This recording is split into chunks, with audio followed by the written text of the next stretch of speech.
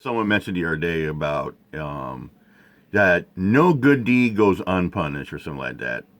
What did Son of Hightower always say about good cops? You know, if a good cop tries to speak up or out a bad cop, what happens in that? You should get punished, throw under the bus, and they end up you have to resign and go to a different area. Well, we got one right here about a good cop.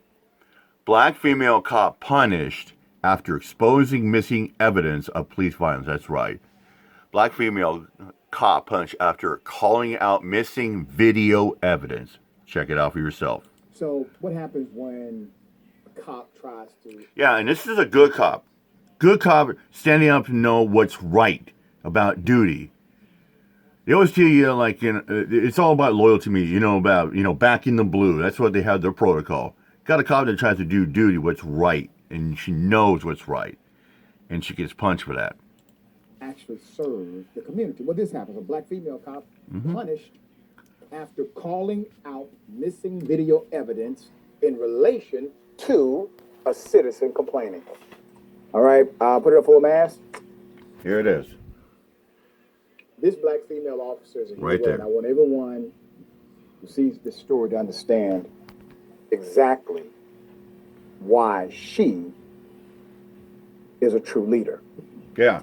She's a hero in my book. Officer says she was punished after calling out missing video evidence of two white Maryland cops assaulting an African-American driver. She has now filed a lawsuit. Good for her. Quote, missing evidence, she said. Quote, there was a tape missing from a traffic stop, which I was investigating, end quote. At the time, she was also pursuing a racial discrimination complaint with the Police Internal Affairs Department and the Equal Employment Opportunity Commission, alleging that African-American officers were receiving harsher punishment for disciplinary matters than white officers. Within her scope, yes. That eventually led to a federal civil rights lawsuit by Hispanic and black police officers against Prince George's County, filed in December of 2018. A decorated officer with 20 years on the force, Zali Koffer, had witnessed multiple instances of desperate treatment of officers of color within the police department by manager and supervisors, including, unfair disciplinary actions, denied promotions, and racially offensive work environments, the lawsuit states. Her promotion to IA, Internal Affairs, in 2015 had given her an opportunity to be inside the room, at the table, and to investigate such wrongdoing. She said during an interview with the Strategies for Justice podcast in 2021, but once I spoke up about what I witnessed in Internal Affairs, I was kicked out. She told the Washington Lawyers Committee, a civil rights organization. So let's go back to February 2018. While investigating the alleged police brutality incident, Zalikofer was abruptly transferred to the midnight shift on the police department's patrol bureau, a position she did not seek. After she continued to press for a complete copy of the missing video footage. And that's something that Son of Hightower explained before, about when a cop speaks out about their fellow officers doing wrong, they'll usually get transferred or they get demoted to a different position, which they don't want to be like that. And they're just trying to do what's right out there. That's the case where they get railroaded or thrown under the bus. It's like the old adjectives, like Gomez and I always say, lick the boots, kiss the ring, or you can be off the team and throw under the bus. She was charged internally with misrepresenting herself and conduct unbecoming an officer for continuing to investigate a case that was she was no longer assigned to. An internal affairs investigation into her alleged misconduct in 2020 that was led by Matthew Slajeski of the Anne Arundel Police Department, whom Zalikofer claims conspired with Watkins to conduct a racially biased and improper investigation orchestrated to result in her termination. Both are white. She alleges that her disciplinary case was further tainted when attorney Sean Owens was assigned to represent her by the police union, the Fraternal Order of Police for Prince George's County. Owens was simultaneously representing Zollicoffer and the two officers accused of using excessive force in the internal affairs case that she had been investigating, a quote, clear and direct conflict of interest that she objected to with the FOP, demanding new counsel. You clearly see the fix is in. The fix is in all over the place. Yes, it is. She's in IA. She investigates as IA should. She's being a true public servant. They move her to patrol.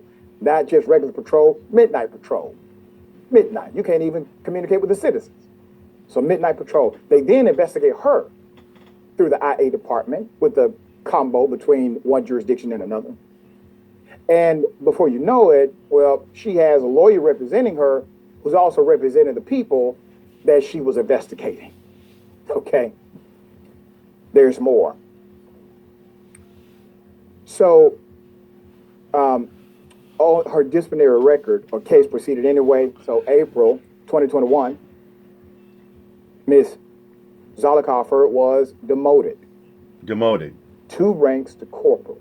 To corporal and threatened with termination. Her salary was cut in half. Wow.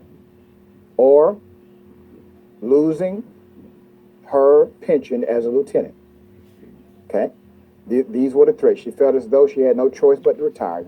There it is. There it is right there. Like Son of Hightower says, where some cops have no choice but to resign and means like retire, or they have to quit, and they'll go to a different jurisdiction. The 2 officers in the excessive force case were later cleared and reported NBC Washington. That is what they wanted. No fear. They were cleared of that.